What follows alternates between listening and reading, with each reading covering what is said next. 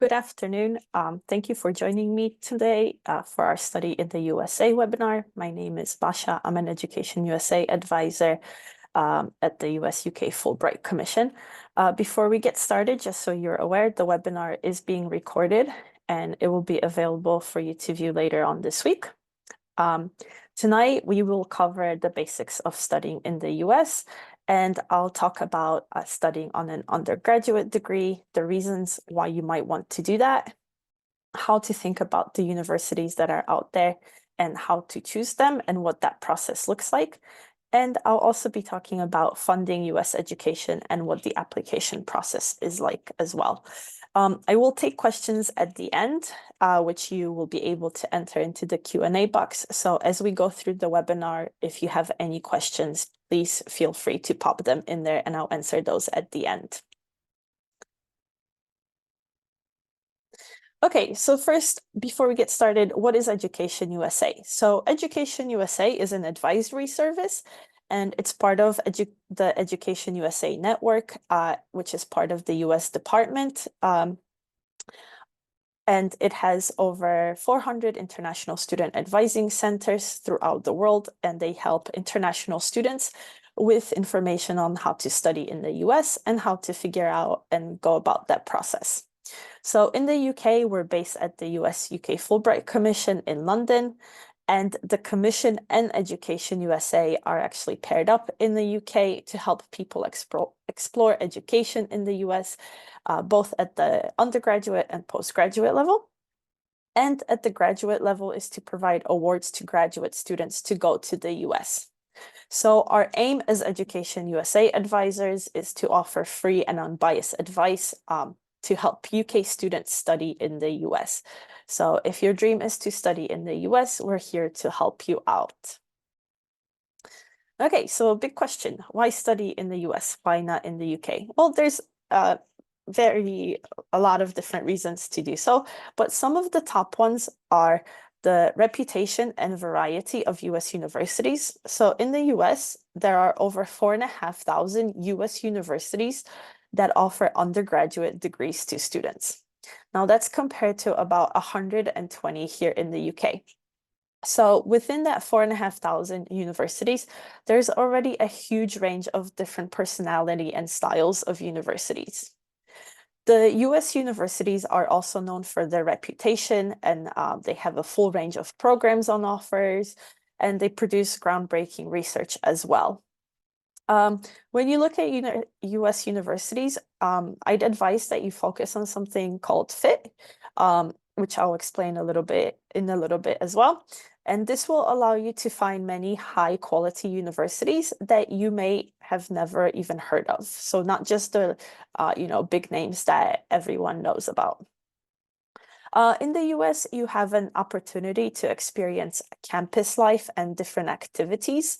So US universities are known for having very vibrant campus lives, and they actually encourage their students to be involved outside of the classroom and join different clubs and societies. Some examples of extracurricular involvement are things like music, a cappella, dance, sport. University in Wisconsin also has a club for log rolling, and a university in Washington, D.C. has a cheese club where you go and taste cheese and talk about it as well. So there's a variety of different extracurricular activities that you can join. US universities also have a very academic flexibility. So they teach in what it's called the liberal arts system, and they focus on their teaching. And this is a top attraction for UK students, this liberal arts curriculum, which kind of looks at a well-rounded education. And what it means is that it gives you a flexibility to explore different interests before you actually select a major. So there's a great emphasis on teaching and a very engaging classroom environment as well. And you're able to take a combination of different study topics. For example, you could do engineering and art, or history and sports. So you could take a combination of different classes as well. Now, this is different from the UK, where it's a lot strict and you kind of choose your your degree from the start and you take classes in just that degree. There's also a lot of funding opportunities in the US. Now, this might be surprising to some of you, but this is another top reason to go study there. Now, I will discuss this later on, but just so you're aware, there are many opportunities to find a variety of scholarships in the US as compared to here in the UK, where we just have the loan-based program. Studying in the US also gives you an opportunity to internationalize your CV. Studying abroad is very appealing to employers nowadays, as it shows boldness to try something different. It shows that you have interpersonal skills and also that you experience cross-cultural communication as well. It also gives you an opportunity to build networks of friends and professional contacts around the world, not just in the USA. And many students have job opportunities as well. So on your student visa, whilst you're studying there, you can work up to 20 hours a week during term time and up to 40 hours a week during holidays on campus. And then you also have a chance to work up to a year after graduation as well. You also have a chance to learn about new culture. So obviously, top reason to learn about the US and its culture. The US spans across 6 different time zones. It has a great diversity in both geography and the cultures as well. And you actually have long summer holidays to explore the US. And living on campus also helps, it will help you to get to know the US culture as well from your roommates and your classmates, as well as other people that live on campus. Okay, so what are the key differences between the US and the UK? The first big difference is that typically the programs are longer. So in the US, a bachelor's degree will be 4 years long as opposed to the 3 years here in the UK. The admission is to the university as a whole. So it's not for a particular academic department, which kind of reflects that liberal arts system. And you don't have to choose your major until later on. So compare that to the very course-specific degree here in the UK, where you apply for the course and not to the university as a whole. There's less government control in the US, which also means that there's more institutional diversity and a lot more freedom for the universities to do what they want. However, that also means that there are no set fees or centralized admission process. The application process is also slightly longer, as it's more in-depth, because the admission process in the US is more holistic. So they focus on much more than just your grades in the application process, which I'll explain in a bit as well. You also apply for funding alongside the application for admissions and not after you admitted. So unlike here in the UK, where first you have to see if you got admitted to the university, and then you would apply for your government loan. In the US, you actually apply for funding at the same time as you apply to the university. And there's also some exceptions in the US. Both law and medicine are actually studied at the postgraduate level in the US. So you cannot study law or medicine at the undergraduate level. There's also some key terminology differences. So in the US high school are years 9 through 12, and they correspond to UK secondary school, which is your year 10 through 13 in England and Wales, your year 11 through 14 in Northern Ireland, and S3 through S6 in Scotland. Words like college, university, school, and institution, they all mean the same thing. So US students and their parents, they will use those to mean university. Just keep in mind that if someone says, I'm going to college, it doesn't mean that they're less qualified. College is the most common term used for university in the US as well. You will also have various classes or courses, and those are equivalent to what are the UK modules here. And you will have your degree program or major, and this is the same as the UK course. Now, this is helpful to know as you've researched different programs and schools, just so you're aware of the lingo. Okay, so what does the timeline look like? We recommend that you begin to research universities between 12 to 18 months before enrollment. So this is typically at the end of your year 12. Then you would register for any required admission exams and aim to take those in the summer after year 12 if needed. So a lot of universities don't require any admission exams, but if you're applying to a university where they do require it, we recommend that you take it in the summer after year 12. You will then finalize your selection of where you will be applying to in the early autumn of year 13. So this is about 10 to 12 months before you actually plan to enroll. And I will go over strategies of how to do this. Now, about 8 to 10 months, so this is autumn of year 13, you will start putting together your applications and then submit them according to the deadlines. Keep in mind that you might have different deadlines for different universities. And then in the spring of your year 13, so this is around 4 to 7 months before you enroll, you can expect to hear back from the universities you applied to with their admissions decision. And based off of where you were accepted, you should notify universities of your decision and then apply for your visa. So this is about 1 to 3 months before the actual enrollment. Now, we do have additional resources on our website to kind of help you with that pre-departure information. So including things like travel advice, living arrangements, campus life, etc. So you could check out our website for that. And then you will typically start your studies around mid-August to early September, which is slightly earlier than here in the UK.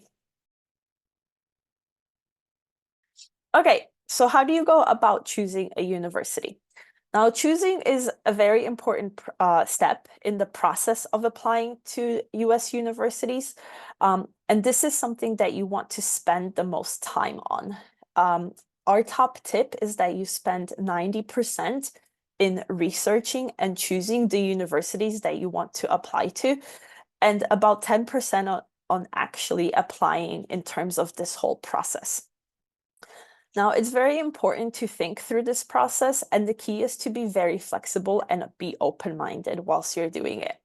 Like I said at the start, there's over 4,500 universities in the US, so the choice is massive, and it might be a daunting process to narrow down your prospects when you get started, but the goal is to research and find a great fit university for you, and then start to narrow down that list.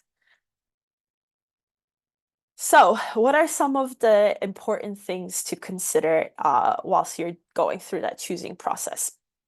Things you should consider when you're applying to US study and choosing which institution you'd like to apply to. The first thing is that there is no national set standard for universities. So in theory, universities are free to choose their own set of fees. They're free to structure the courses the way they want. They're free to choose what kind of student environment their university has, and they can make up those rules as they go. So unlike here in the UK, the institutions have set fees, and then most universities have very similar environments and fields as well, because it is governed by the UK government. What this means is that there is so much variety and diversity of institutions in the US. And like I mentioned, it might seem daunting. It's actually a great thing to know that with so many universities, there are a lot of many different types of universities, and there's bound to be a university out there that is a good fit for you individually. So when you're going through the choosing process, make sure you're open-minded when you're doing your research, and make sure you spend time getting to know the universities and then identify what's important to you. Now, I will talk about funding later on, but I just want to plug this in here, because if funding is important to you, then this needs to be considered from step one of the choosing process. Remember that you apply to funding at the same time as you apply to the university. So what that means is that if funding is important, you want to be only applying to universities that offer financial aid to international students. And I'll talk more about this, but please note that this is very important already in the step of researching universities. If you're researching universities that don't offer funding for international students, that's not going to change. So if funding is important to you, consider that from the start. And just a final note that you are allowed to complete your UCAS applications alongside your US applications. They have no effect on each other. Just be mindful of the different deadlines that you will have. Okay, so the first step in choosing process is actually to locate the factors that are important to you. Now, we focus a lot on the term fit and on finding what school and program is going to be the best fit for you and your both your personal and academic interests. So there are many different factors to consider, both in and out of the classroom. Things that you might want to think about are the types of programs and the departments that are available at the university, what the location and availability of funding is, if that's important to you. Things like campus size. Do you want to be in a small university or a big university? Have a look at the academic environment. Are the universities you're applying to very rigorous, or are they competitive? Are they inclusive? Do they offer any support for international students or just students in general? So be thinking about the different factors that are important to you more broadly and try to prioritize these. Maybe there's a particular sport that you want to be a part of, or a particular club that you want to be a part of. Or maybe it's a particular course like engineering. Maybe you're someone that doesn't like the snow and the cold. The East Coast probably will not be the best fit for you, as they get very cold winters. Or you may be trying to save money whilst you're going to university. So living in an urban place will be more expensive than in a rural place. So this is all about understanding yourself and what you want from that experience and what you need for your experience, and assess if the universities that you are looking for match the things you are looking for. So make a list of those factors that are important to you and try to rank them and see what are your non-negotiables, and maybe there are a few factors that you can compromise on. Another thing that I'd like to point out is that we encourage that you think beyond the rankings and have a variety of different factors on your list. So rankings in the US are not done in the same way as here in the UK. They work differently, and I would even argue that they're not very useful when determining if a university is good or not.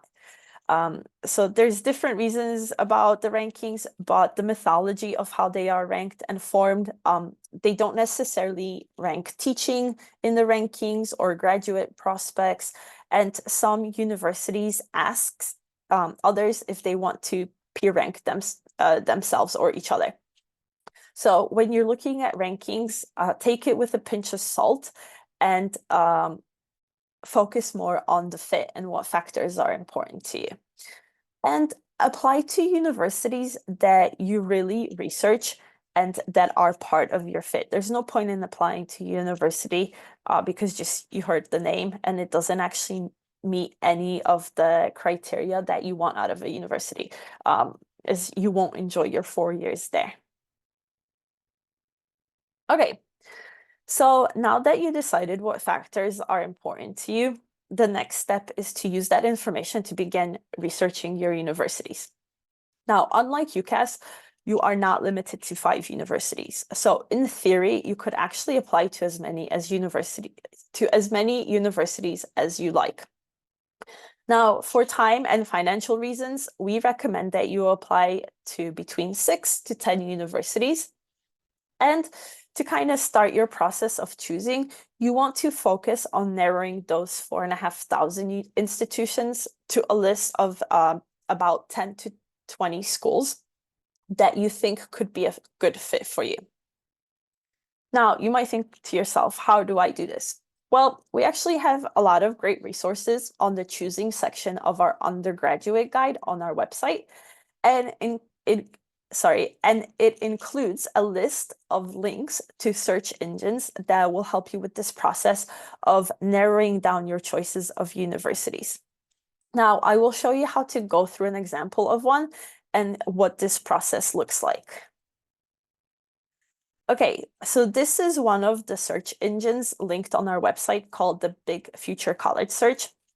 And there's a variety of filters that you can use, including the type and size of school that you want to go to, the location by state, majors on offer, and some other filters as well. And this is where you apply those factors that you were thinking of that were important to you.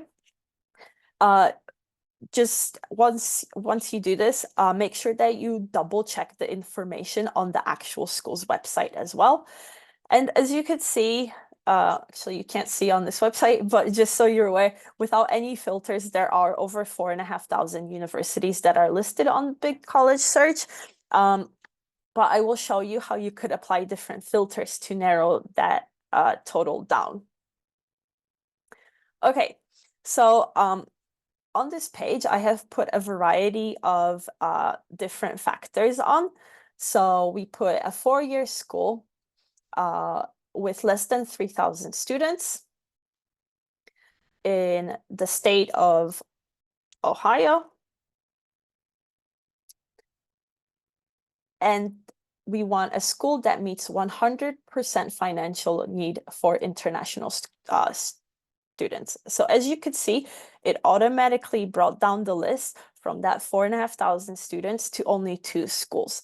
Now you could play around with the filters and see what you find, but 2 universities are much more manageable to research. Now, you could go to each university profile from this website and get an overview of the university as well as some additional information. So if we go into Denison, you could see things like an overview of the university. So you could see that Denison is a 4-year private university. The average per year after 8 is $39,000. They have an 81% graduation rate. Their campus life is in the suburbs and it's small. And it also shows what the average student SAT scores are as well.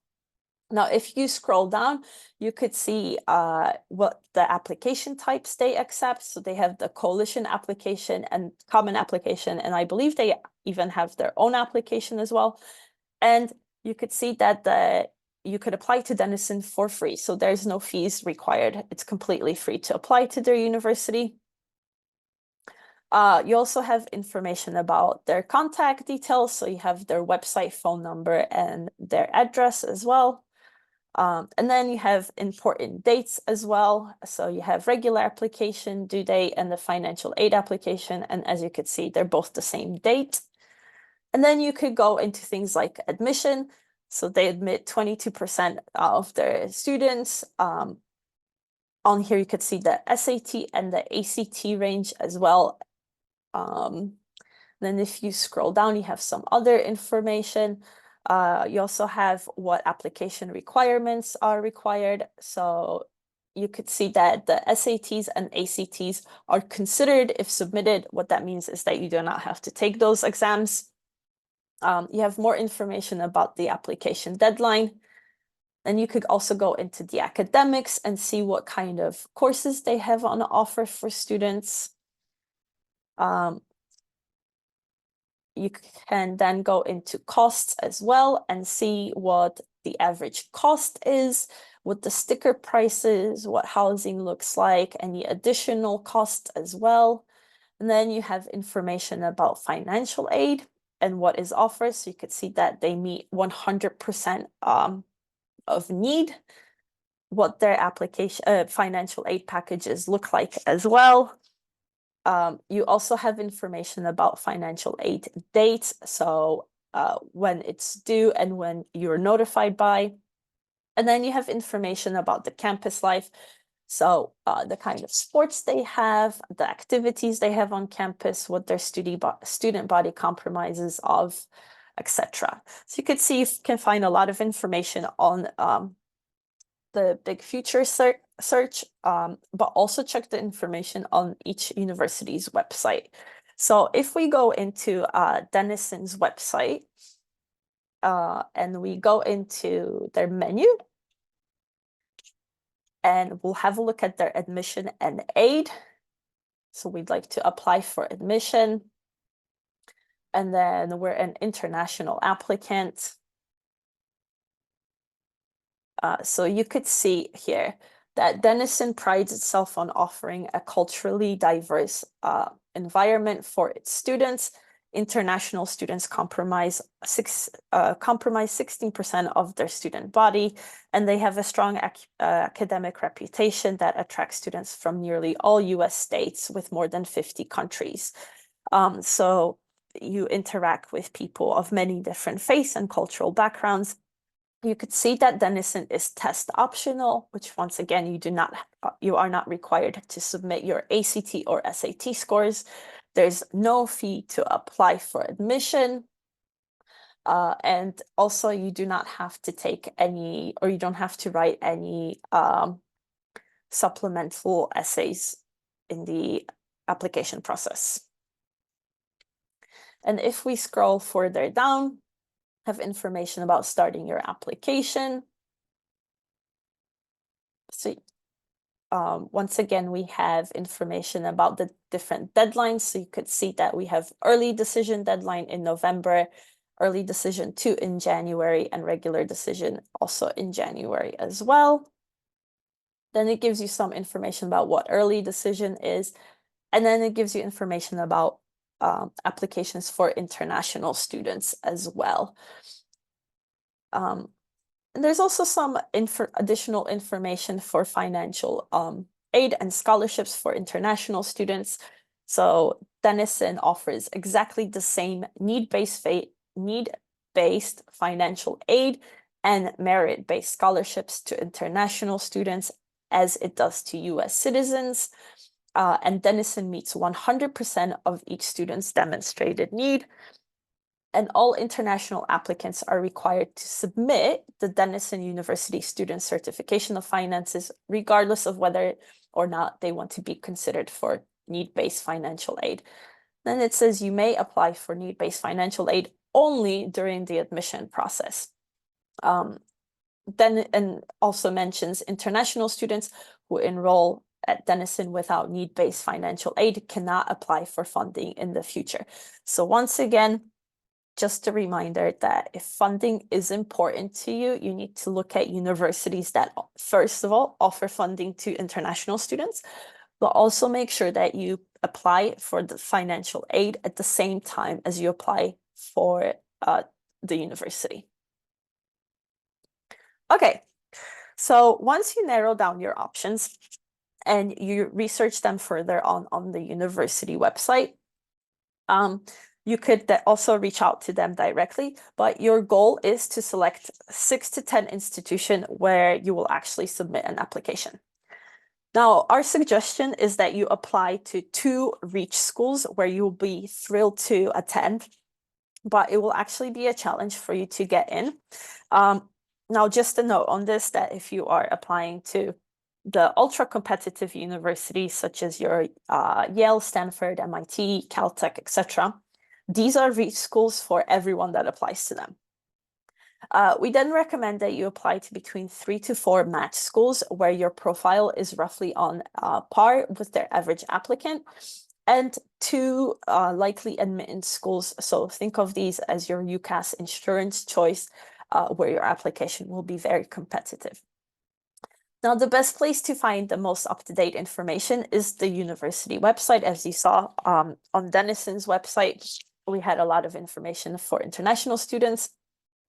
On university's website, you should look for things like the profile of the average admitted applicant, information about what the programs that they have on offer, what the campus life looks like, if they have any campus virtual tours, what student life looks like, what sports or clubs they have for students, what kind of student housing is available, and most important, what financial aid they offer to international students. You should also check out what resources they have for international students as well, as different universities will have different resources available. And you can always look at each university's social media channels. So a lot of universities have Instagram, Facebook, Twitter or X, TikTok, etc. And this can give you a good feel for what the university or college is like, what the university's personality is like, and what they focus on as well. And just keep in mind that US universities actually want to hear from their applicants.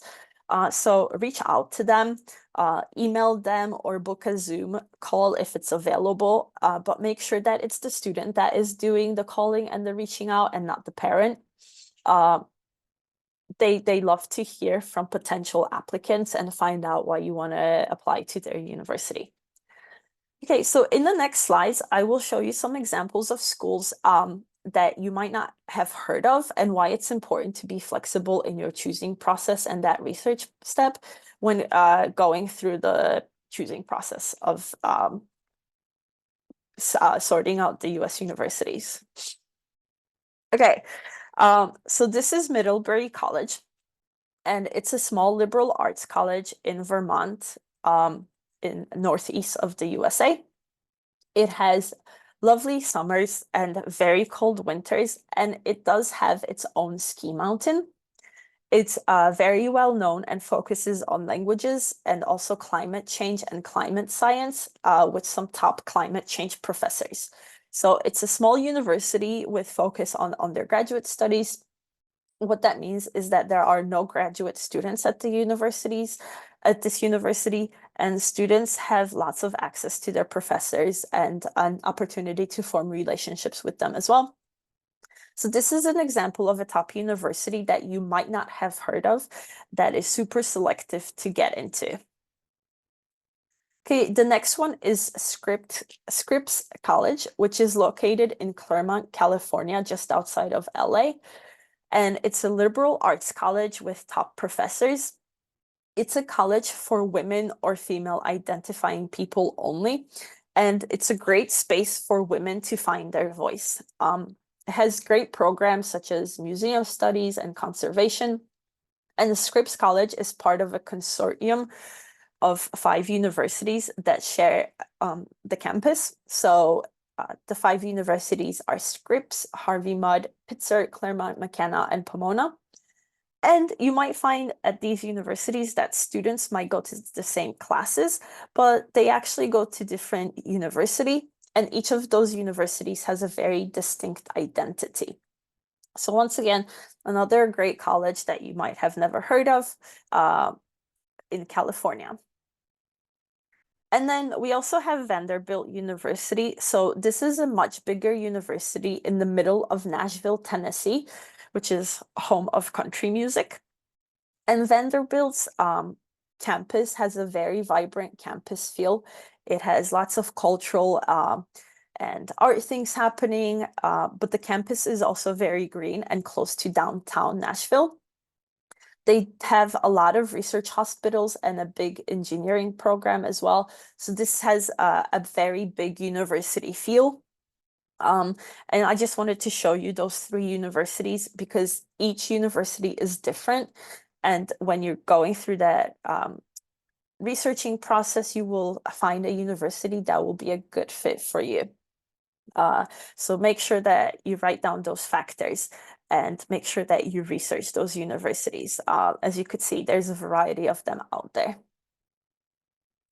Okay, before we move on to funding, I just want to make a note on the Ivy League because we hear this a lot in the UK. And when we at Education USA or Fulbright hear about this, we kind of roll our eyes because it's a very unhelpful description.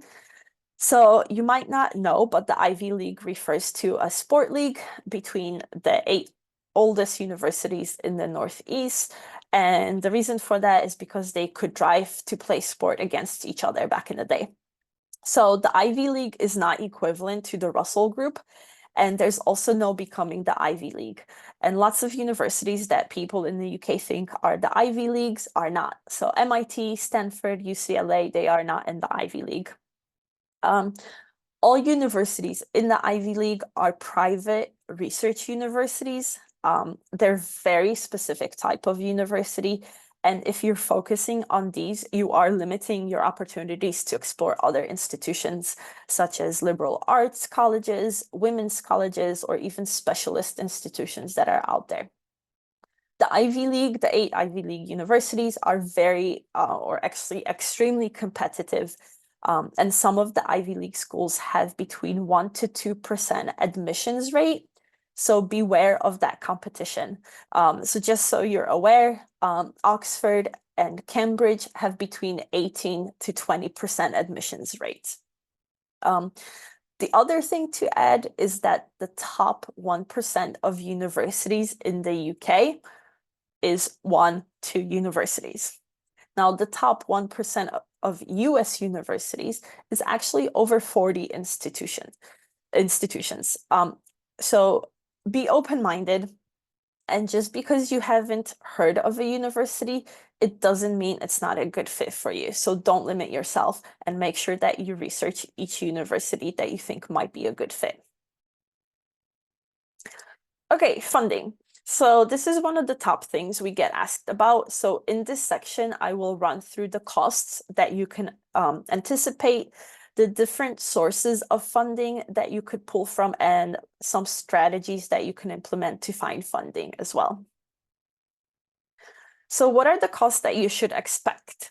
The first cost to consider is the application expenses. So if the university requires admissions test scores, so the SATs or the ACTs, those currently cost between 100 to 200 US dollars.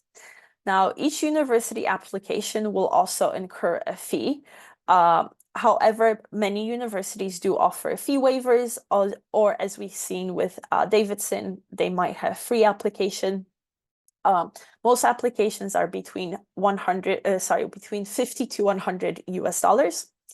And then you will also have fees for your visa, your embassy appointment, and SEVIS, which is basically the international student database that the Department of Homeland Security uses to keep track of all the international students. You will also have tuition and other fees. Now, these costs can vary significantly since each university can set their own tuition and fees. Now, fees are mandatory, and they usually cover things like the students' union, school athletics, membership to the university gym, etc. Just keep in mind that there's a big funding misconception, so do not be put off by the sticker price or the cost of attendance. The cost of attendance in the US and on the university's website will include things like tuition and fees, your room and board, any personal expenses that you might have whilst being a student there. And sometimes it might even include trips home, so cost of flights, trains, etc. Now, this is compared to the UK, which actually just lists the tuition. So it doesn't include things like room and board, any personal expenses, train tickets back home, etc. So don't be put off by that initial sticker price. Another cost to expect is obviously the cost of living and other expenses. So whilst cost of living may include room and board and some expenses, you still have to consider other living costs like your health insurance, eating out, clothing, entertainment, etc. whilst you're a student. And keep in mind that cost of living can vary widely depending on where your university is located. Cost of rent might be different if you live off campus than on campus. And also it might vary whether you need a car or if there's public transport available. So those are just some of the costs of living that you might want to consider. Now, there are some good news because there are a variety of funding opportunities available. and it is possible to have an affordable US education. And many students are actually able to fully fund their studies without loans when they stay open-minded and flexible. And the key is to actually put in the time and effort to seek out and apply for funding and find those universities that offer that funding for international students. So where does this money come from? I will go more into details for each of these sources, but it's good to know that typically there are 4 sources of funding for studying in the US. So the first is personal or family funds. US universities will expect families to prioritize students' education and actually invest in that education when a child is born. And US universities expect your family to pay something towards your education. So just keep that in mind, that you might be expected to pay something. Another source of funding are the US universities themselves, and they offer 2 types of funding: need-based aid and merit-based scholarship, which I'll explain on the next slide. And the amount of funding from a university will vary significantly university to university. So once again, if financial aid is important to you, you need to look for and apply only to universities offering financial aid for international students. Another source of funding are external funding bodies, which I'll explain later as well. And there's also loans, but we advise that this is your final resort, as you cannot take the UK student loan to the US, and US-based loans require you to have a US citizen or permanent resident to co-sign the loan for you. You can take UK third-party loans, but we caution you to be careful around things like high interest rates and the payback terms as well. And if you are a US citizen, you could, or a dual citizen, you could take out a loan and apply to federal loans by completing something called FAFSA form, and we have more information about that on our website. And keep in mind that it might be that you have to pull from a combination of these different sources to fund your education as well. Okay, so what is university funding? So university funding is actually the ideal funding because it does not have to be paid back. So it's money given to you by the university that you do not have to pay back. And there's 2 types of university funding. So the first one is need-based aid, and the second one are scholarships. Now, university funding is likely to be awarded on the basis of financial aid, which is based on your family's annual income, or the academic merit, so based on your A-level marks and admission test scores, or niche criteria, maybe sports, or a combination of the above. There's different types of financial aid as well. So need-based aid is based on the financial need of the student, and universities calculate this by looking at the expected family contribution, and they compare that to the total cost of attendance, and then they try to meet the difference or the gap.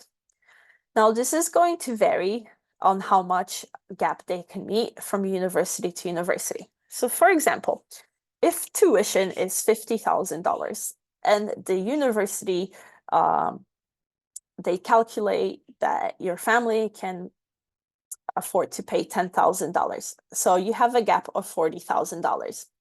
Some universities will meet 100% of that gap, which means they will give you the $40,000 that you're missing. Some universities might give you 80% of that $40,000, and some might give you as little as 20% of that $40,000.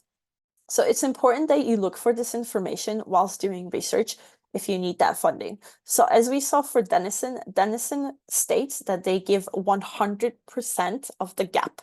So if your family can afford to pay $1,000, and that's what the university calculates, Denison will give you the remainder of that money. So as you investigate funding, you want to watch for information about the whether the university makes scholarships available as well to international students, or financial aid, because not all of them do. Now, if you are a top athlete, there might be scholarships, sports scholarships available, and those will be through the athletic recruitment process. And we have information available on our website about that. So you do not apply for sports scholarships. You have to be recruited by the coach. But like I said, there's more information on our website as well, along with a webinar. For information on university funding, make sure you check each university's website as they will have the up-to-date information as well. Be proactive to find this information. It's not going to find it yourself.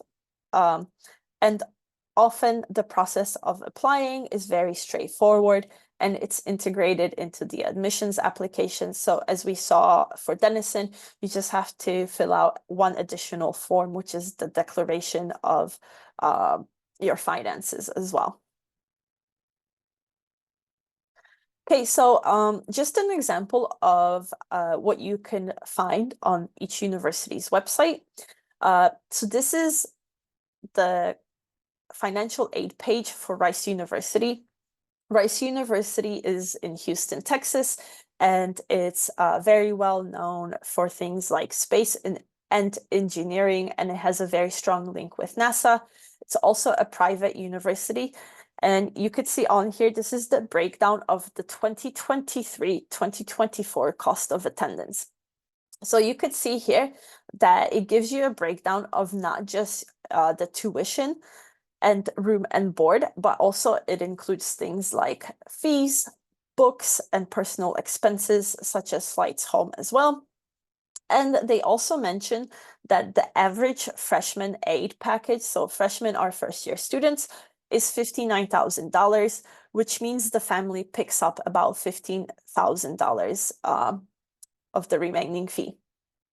Now, when we say sticker price, this is what we mean, but think about the financial aid as it can make a difference. So the sticker price for Rice University is just under $80,000, but actually on here they mention what the freshman aid package is, and it's just under $60,000. So this is important as the final cost right now, without any additional scholarships or funding, is actually just $15,000, which is a lot more affordable.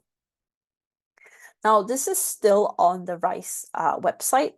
It talks about merit-based scholarships, and you could see that they have merit-based scholarships for students that distinguish themselves scholastically and personally, even within our highly competitive group of admitted students. And it talks about past recipients that included political and community service leaders, math science competition winners, creative and performance artists, entrepreneurs, scholar athletes, and exceptional writers as well. And there's also a note that it says that all admitted freshman applicants are automatically considered for merit-based scholarships, and there's no separate application forms or interviews necessary. And the Office of Admission will notify you if you're a winner at the time of admission to the university. So on top of the financial aid, you might also automatically receive some kind of merit-based scholarships if you meet the criteria. Now, this is another page with funding information on Rice University's page. Excuse me. And this is specifically for international students. So you could see that international students are also considered for need-based aid, and 100% of demonstrated need is met with grant aid. So they use the CSS profile to gather information about a student's financial background to determine their financial aid package. So this is why it's important to do that research and check each university's website to see what kind of funding is available for international students. So Rice, just like Denison, will meet 100% of that demonstrated need for international students. And it always breaks our hearts when someone reaches out to us and shares that they got into their dream university, but they actually didn't realize they do not offer funding for international students, because at that time, there's not much that can be done at that point. And it might be that you will just have to reject their offer.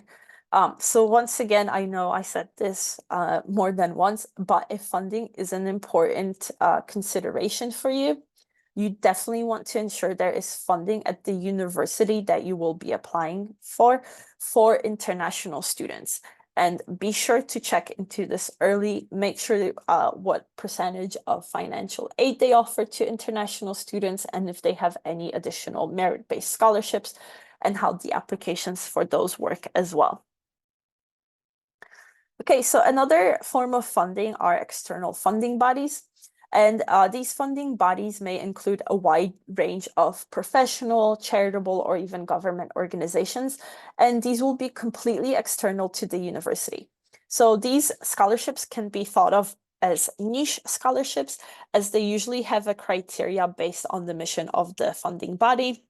So it might be that they're looking for students from a particular country of origin or ethnicity, or maybe students that are interested in a particular field or from a particular gender or have particular talents. So for example, you might find an external funding body that will have scholarships for women who want to study engineering. So if you are unique in any way, even if you are an international student that makes you unique, there is likely an external funding body with a scholarship out there for you. You just have to find it and research it.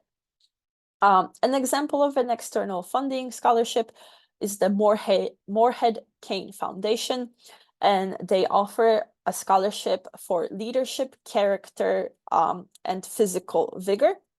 And they provide a 4-year fully funded educational experience for students of the highest caliber at the University of North Carolina at Chapel Hill. So this is an external funding body that offers a 4-year scholarship to students who meet their criteria. As I mentioned, there are 1,000 different funding bodies. So searching will require some time and dedication to sift through the different scholarship listings, and you will have to submit separate applications to each body.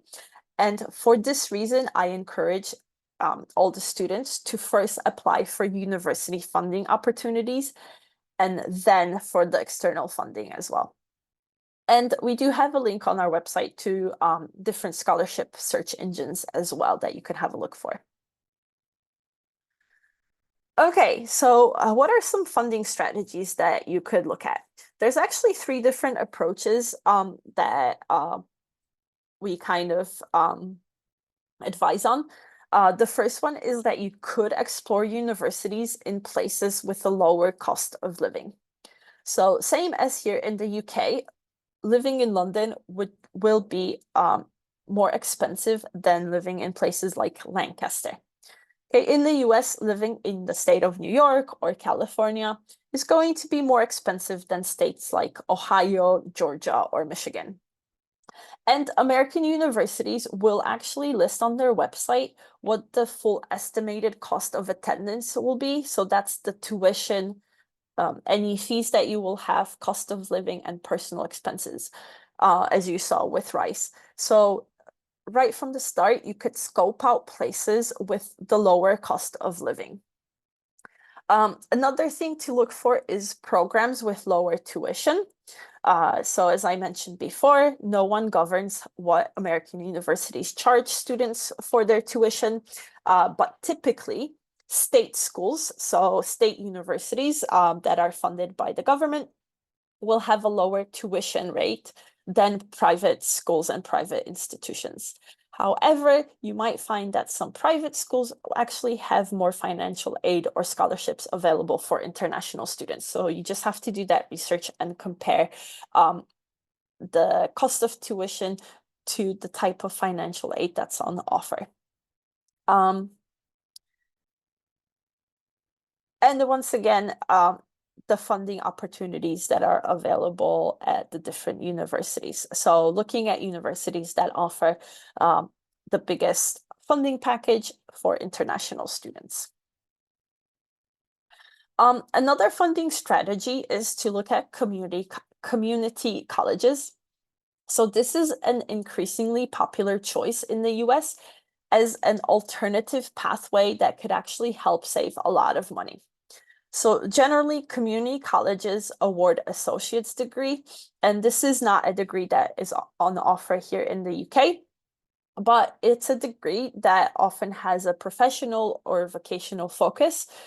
And community colleges also have programs that allow students to do what's called the 2+2 transfer pathway. And what that means is that students start their studies at a community college. They do the first 2 years of their degree there, and then they transfer to a 4-year university, and they finish their 2 years at a four-year university, receiving their bachelor's degree from that 4-year university. A lot of community colleges and 4-year institutions have transfer agreements. So you could see here that the Los Angeles Valley College, which is a 2-year community college, has a partnership with universities like UCLA, University of Southern California, and Cal Poly. And what that means is that majority of students that go to LA Valley College, after the 2 years, they usually transfer to one of those 3 universities to finish their bachelor's degree. So this is a much less expensive way to get a 4-year degree. And it could save you thousands by paying the significantly lower tuition fee of a community college for the first 2 years of the 4-year degree. At community colleges, you will usually have smaller class sizes, and this could be very valuable for the introductory classes that you have in the first 2 years, and you also have more contact with the professors. The application process is usually less rigorous, and the entry requirements are lower than a 4-year university. So students with a BTEC or OCR or similar qualifications can apply to community colleges, and many community colleges do not require any admissions exam scores to be admitted. We do have more information on our website about the community colleges, and we also have a webinar about community colleges in May, but there's also a link to a previous webinar on our website that you could check out as well. Okay, so some other funding tips. Because you are applying for funding at the same time as you will be applying to get admitted, make sure that you begin your research and search for funding early. So this will take time to research what the funding is at each school, or what it's available at each school, and where you want to apply to, and also if there are any external scholarships that you want to apply for. The best resources for funding are the university websites and also online scholarship searches, which, like I mentioned, we have a list on our website with links to them as well. You should consider having a funding strategy.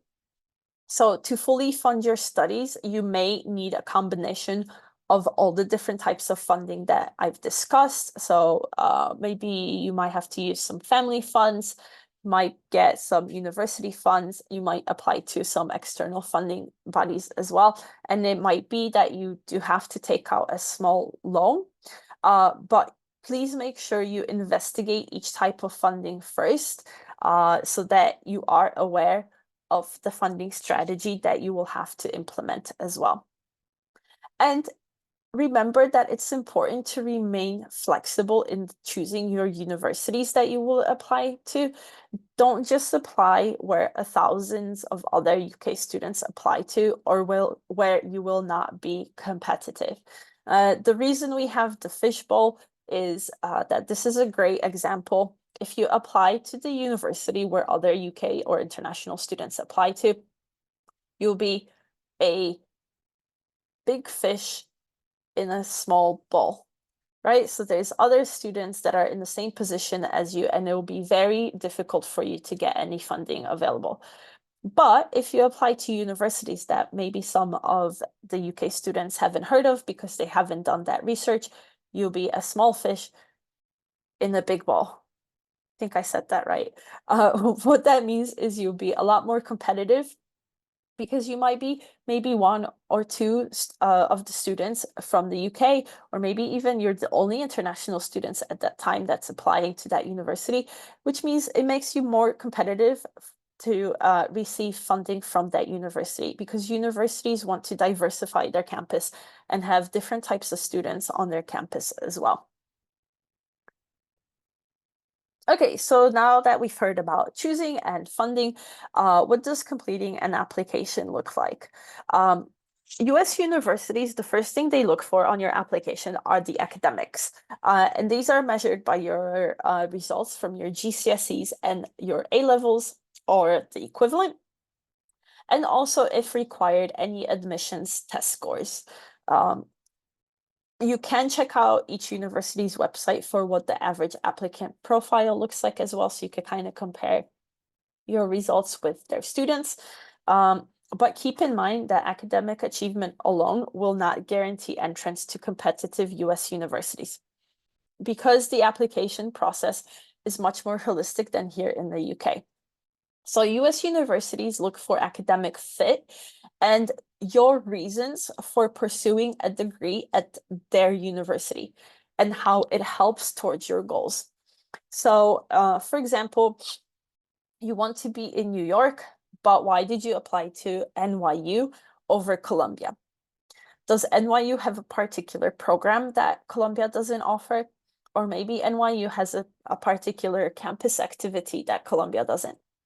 Or maybe it's something simple like NYU's mission and statement, and Columbia maybe has something else on offer. So universities want to know why you chose their degree, their university, and why you're applying there. Another thing they look for are extracurriculars, and this is a big focus in the US. Now, this doesn't mean that you have to do everything under the sun, but it's important to highlight what you are involved in. We have a link to a webinar about extracurriculars on our application section of our website as well.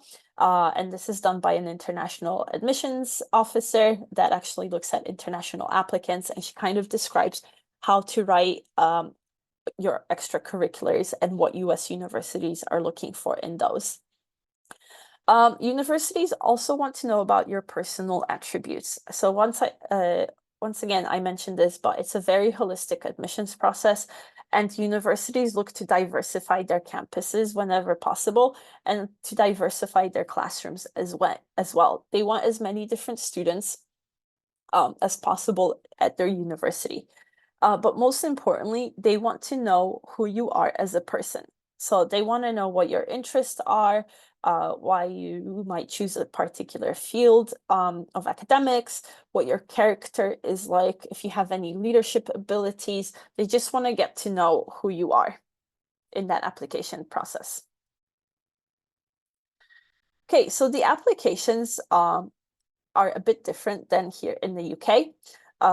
As I mentioned, you apply to each university individually rather than through a centralized body like UCAS. So in theory, students can apply to as many universities as possible, but as I mentioned before, for time and cost purposes, we recommend that you apply to between 6 to 10 schools. A lot of universities use what's called the Common Application, and this is a system to help streamline the demographic aspect of the application. So this isn't like UCAS, as in the Common Application, you will still have to tailor all of your applications and the information to each university. So you will have different questions asked from different universities, and you might also have supplementary questions as well. US universities do not have a standard process for applications.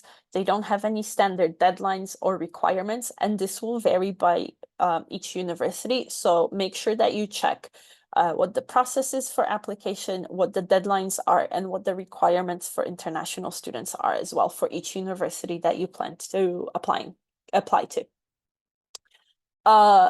Once again, each university will set its own deadlines and requirements, but most applications will actually follow a similar format. So you might be able to reuse or adapt the materials you prepare for each, and most will include application form with the basic demographics, admission test scores if required, transcript, essays, 2 to 3 letters of recommendation, and then you will have to pay an application fee, which, as I mentioned earlier, it's between $50 and $100 per application. But some universities might waive that fee or have their application completely free. Okay, so just a note on admissions tests. Because in the US, there is no national curriculum at the secondary school level, the US uses the admission test as a way to evaluate applicants from the diverse areas and schools around the US.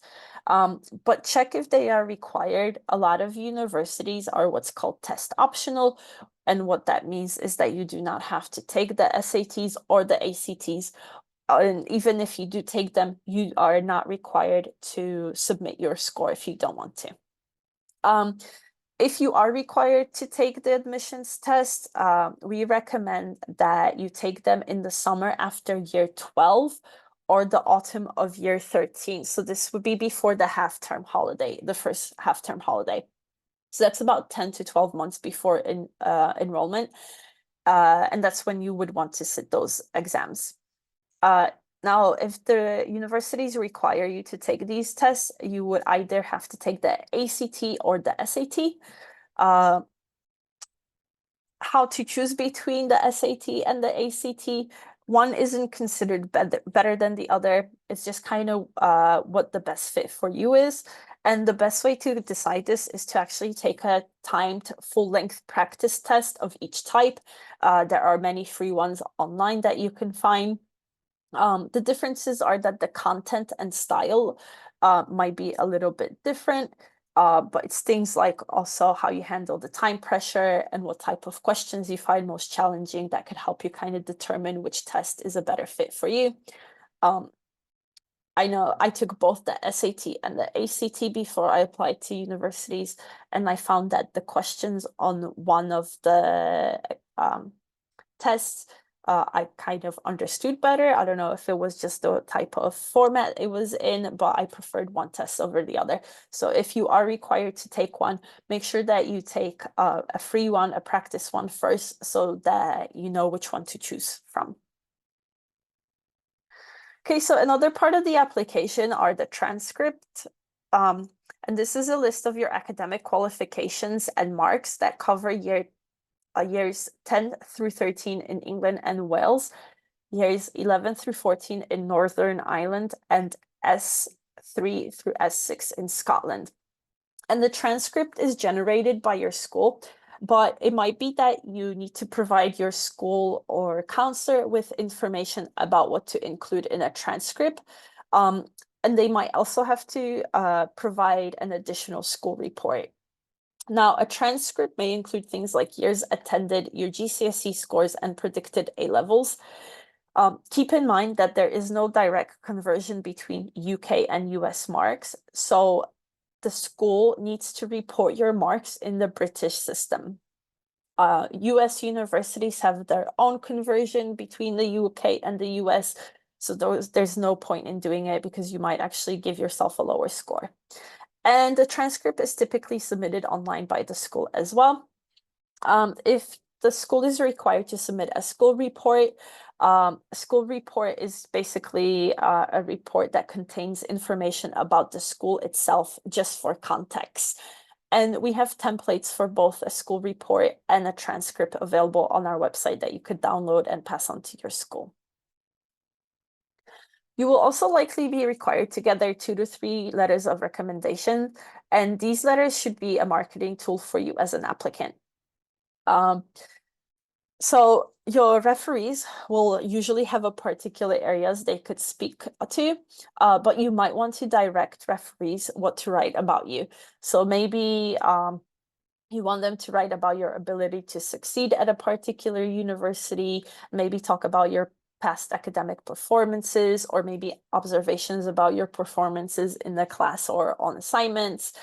Maybe if there's any school awards that you wrote, or maybe you have a specific subject knowledge for a specific subject, or some work experience. But it's basically a way to show your ability to positively contribute to the university department, the campus life, and the diversity of the university as well.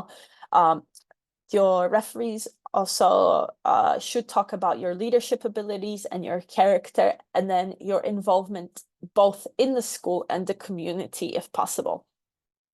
Now, you should ask someone who knows you well, both in and out of the classroom, to be your referee. Some universities may provide some loose guidelines for selecting referee, but they will definitely ask for one letter from a teacher from your school. And just keep in mind that it's generally your responsibility to choose and liaise with your referees and give them the necessary information to complete that recommendation letter.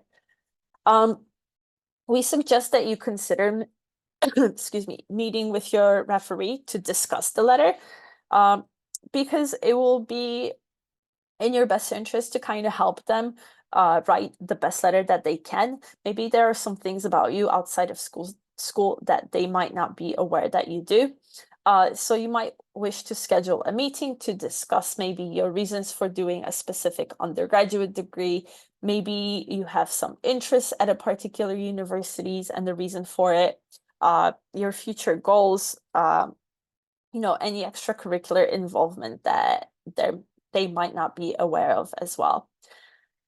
Make sure that your referee is aware of the deadlines and the paperwork they need to complete, because it is your responsibility to inform them of the deadlines and paperwork required.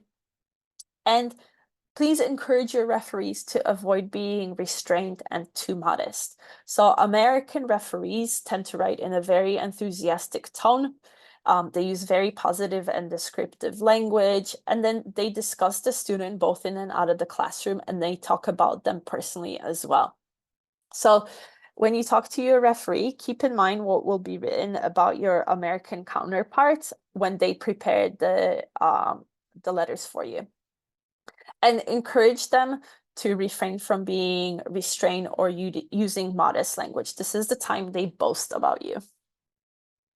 So another part of the application will be the essays, and this is one of the most important parts of the application process for undergraduate students.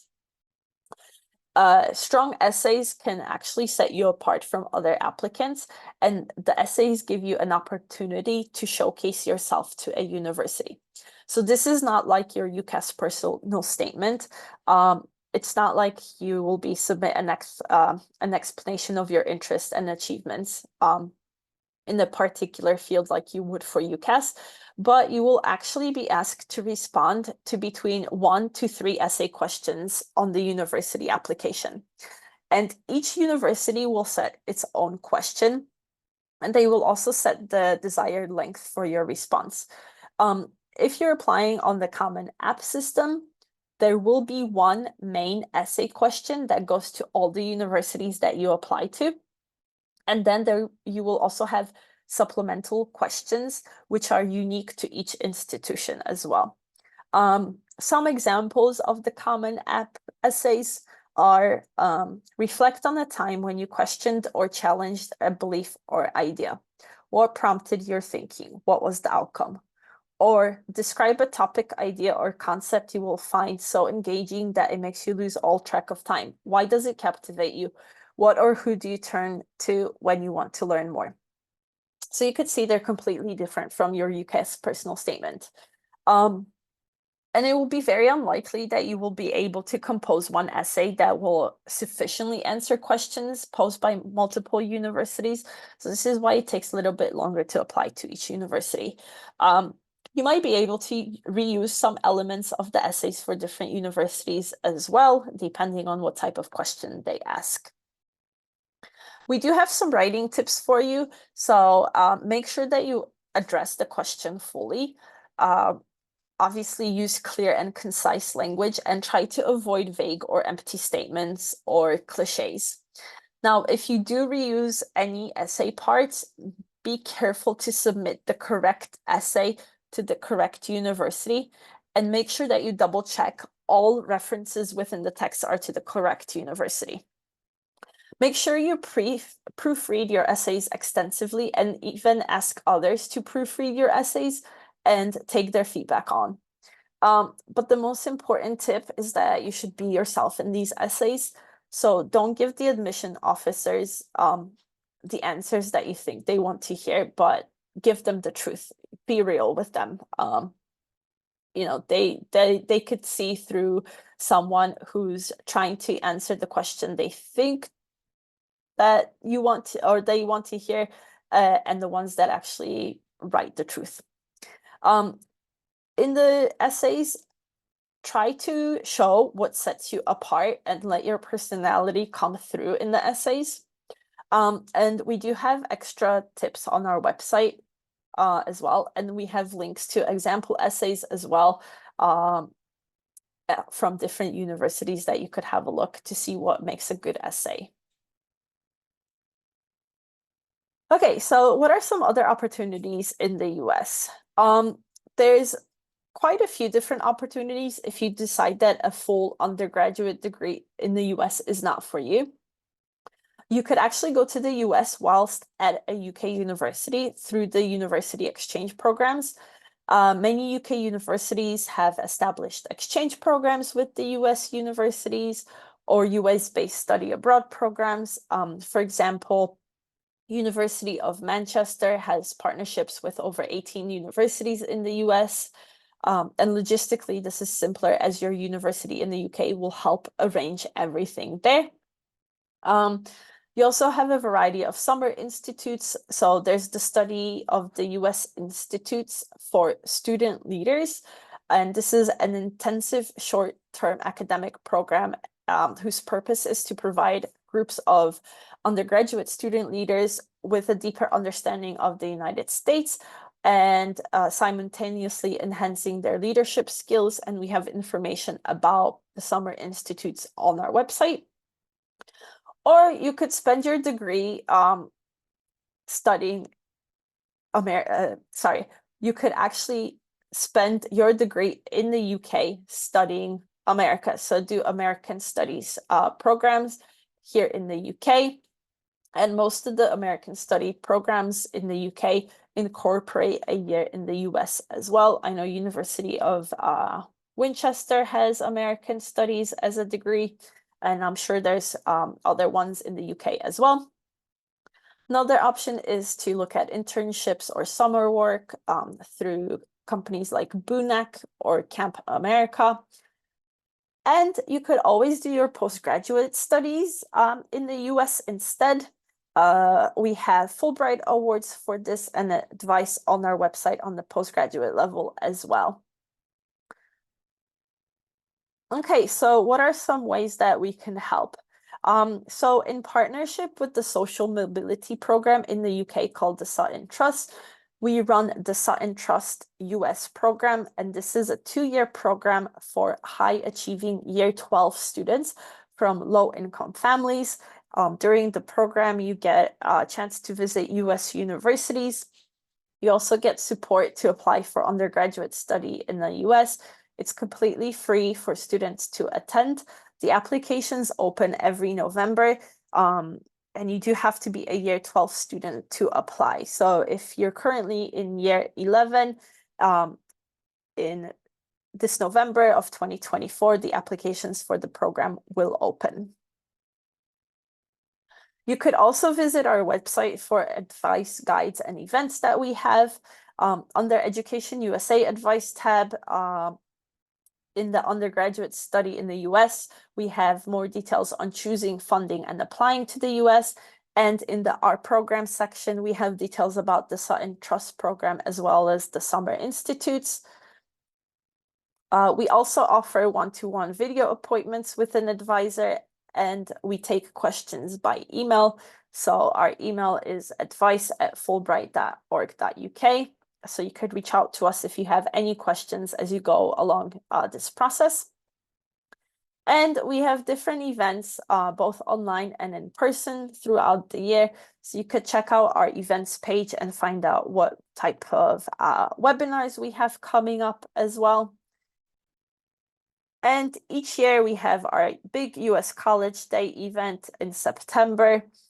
This year, the event will take place on Friday, the 27th of September, and Saturday, the 28th of September. The event is the same for both days. You will have a chance to meet over 120 different universities from the US. The fair is completely free to attend. You just have to register for timed entry. And in our events page on our website, you could register to be notified when tickets are open to the public. Okay, that's it from me. Please let me know if you have any questions in the Q&A box. If I could help answer any of them now, I will wait a couple seconds just to see if anyone has any questions.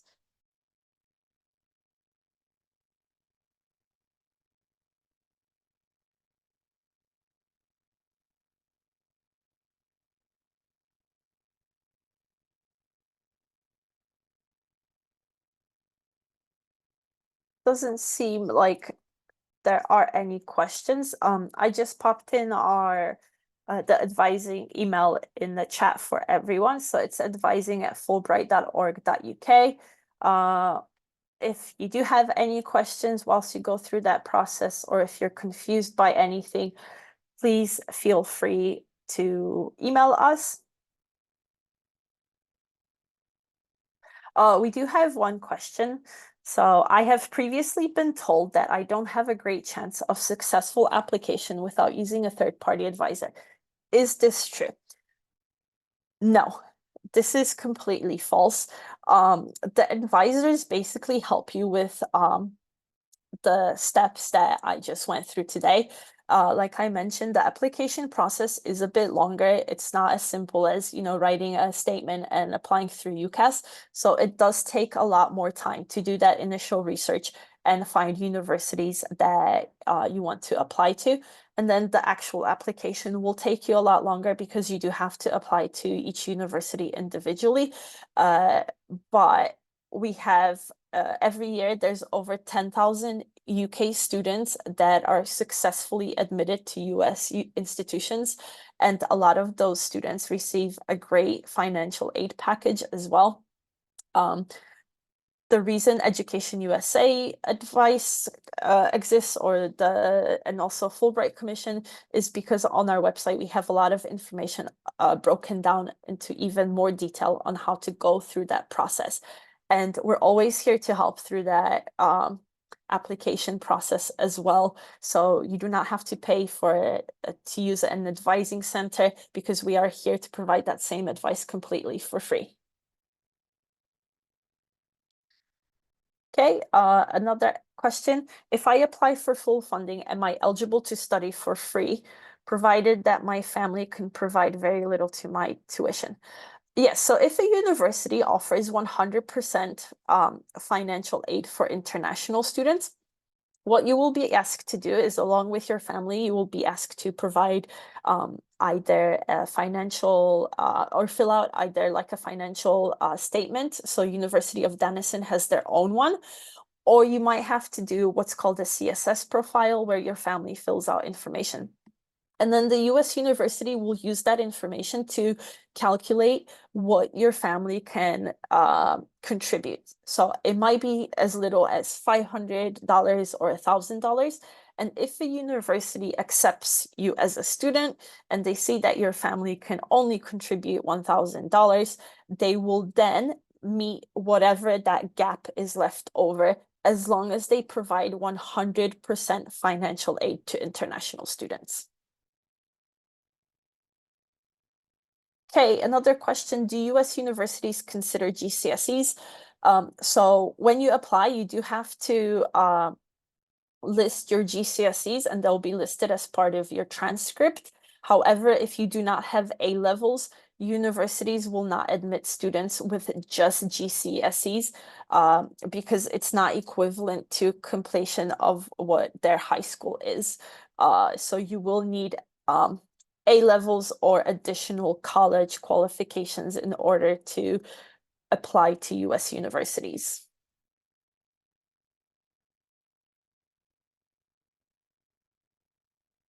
Okay, I'm gonna wait a couple more seconds to see if there are any other questions.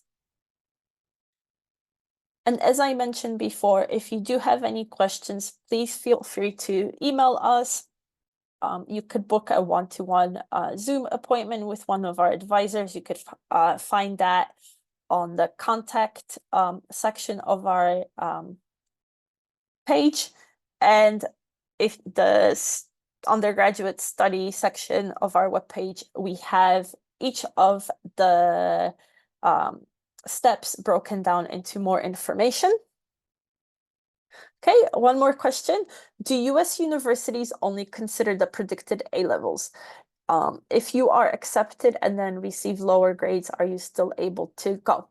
That's a very good question. So yes, when you fill out your application, you list your predicted A levels. Your school will then also provide the predicted A levels to the university as part of the transcript. And then once your A levels, or once you have the results of A levels, those get sent to the universities. Now, if they are significantly lower, so for example, if you're predicted an A star for 3 A levels, but it turns out that you actually receive 3 Cs, the university will question this. But if, for example, you're predicted 3 A stars and you receive an A star, A, and a C, they will question it. However, you will have a chance to explain, maybe you were ill that day, maybe you had some family issues, maybe something big went on in your life that you might be able to explain why you received a lower predicted grade, or sorry, a lower grade than what your prediction was. So it would have to be significantly lower from your predicted A levels for them to kind of take back their offer as well. Okay, this is a great question. If an American college representative gives you their business card, should you email them to follow up? What would be the benefits of emailing them? So yes, if this is like an international admissions counselor or just part of their staff, definitely email them to follow up. US universities want to see your interest in the universities. So for example, a lot of students that come to our college day event, if there's a university where they want to apply to, what they do is they email the advisor that's at college day and say, hi, it was great to meet you. Thank you for the information that you provided me. I'm just reaching out with any additional questions that you might have, or can you tell me more about X, Y, and Z about the university? And what that does is that it shows the demonstrated interest in the university, and it shows that staff member that you are definitely interested in applying to that university, but also actually being a student at that university. So if you have met with a college representative and it is a university that meets your fit and that it's somewhere that you're interested in applying to, definitely email them to show that demonstrated interest in that university.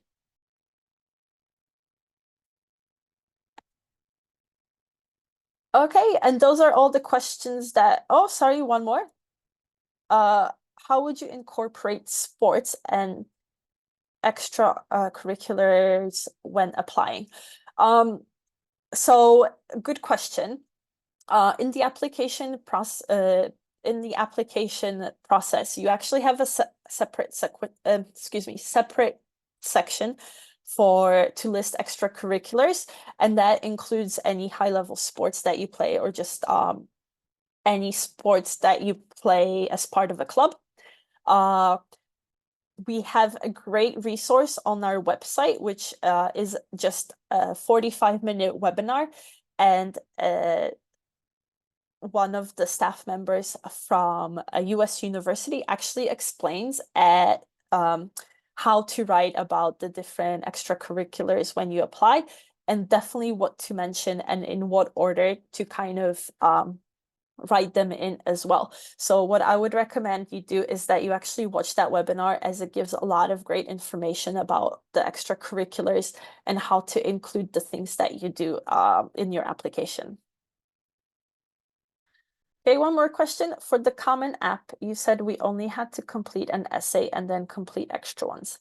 Can you clarify this? Because I also heard you say that you have different essays plus complimentary essay. Yes.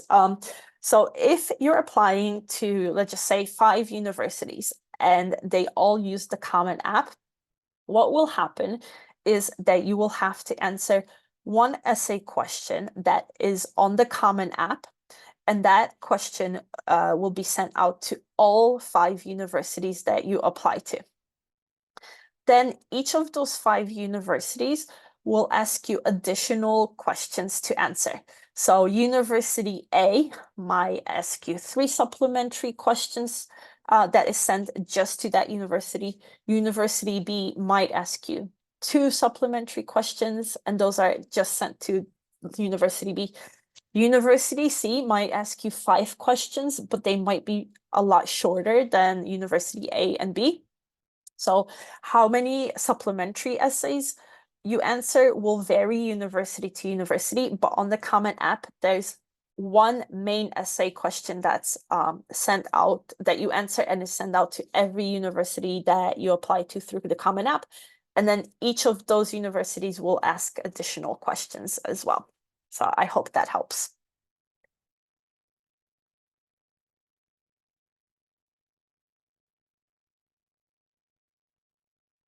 Okay, and then we have, would you recommend applying through the Common App or directly? That's completely up to you. Some universities will just use the Common App. Others will have an option for you to use the Common App or use their own application. I guess my recommendation, if you're applying to 6 universities and all 6 of them use the Common App, do that, because you will only have to do your demographic information and information about your schools and your grades, etc., only once instead of 6 times. So that would be my recommendation. Okay, should you apply early decision? Great question. It depends, or sorry, should you apply early application? It depends. If it's a university that you would love to go to and they offer great financial aid packages, then my answer would be yes. However, keep in mind that there's 2 options for early application. So one is early decision, which means that if you get accepted to that university, you have to go to that university because you sign an agreement when you apply with early decision. And then another option is, oh my gosh, I just lost the word for it. Early action. With early action, it means you are not bound by any agreement. So if you get accepted to a university through early action, you can decline your acceptance to that. So early decision usually means that you can only apply to one university, and if you get accepted to that university, you will go there or you have to go there. And early action, if you get accepted to it, you don't have to go there.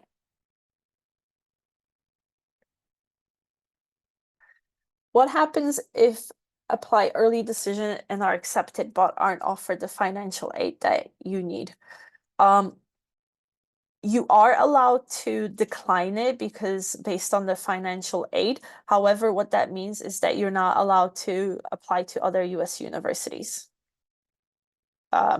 during that timeline. I think I would have to double check, but I think you would be allowed to apply to other universities during the regular decisions, but I would have to double check. So if you'd like more clarification on that, if you email me, I'll get the correct answer to you.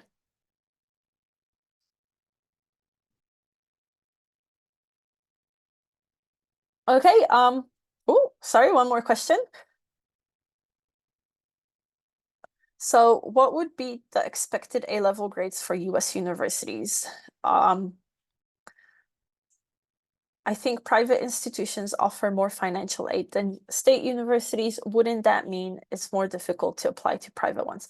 Okay, so in regards to A-level grades, this will vary university to university. So the very competitive universities will still expect very competitive A-level grades as well as competitive GCSE grades. And the less competitive universities, you will not have to have the highest A-level grades to apply to them. It's the same as here in the UK. The competitive universities, you need top grades for. However, the spectrum and the difference between the high level and the lower level is a lot bigger because there's 4,500 universities. Usually private institutions do offer more financial aid, especially to international students than state universities. However, state universities' tuition fees are lower. So once again, that's something you would have to look at. Is it more difficult to apply to private ones? Not necessarily, because that whole admission process is more holistic. They look at more than just your grades. And even private universities, they still are looking to diversify their campus and have different types of students on their campus. Obviously, the private universities that are highly competitive are still looking for those top students with top A-level results and admission test scores as well. So the top private competitive universities will still be very competitive. Are there any other US programs available for year 12s in the UK? If you actually go on the Sutton Trust website, I believe they do have additional programs available for students in the UK.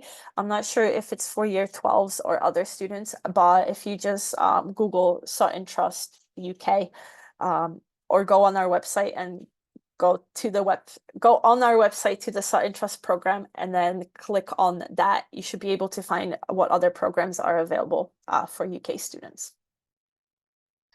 Okay, that's all the time we have for tonight. Thank you very much for joining me. I hope you have a great evening. And like I said, if you do have any other questions, please feel free to email us. Thank you. Bye.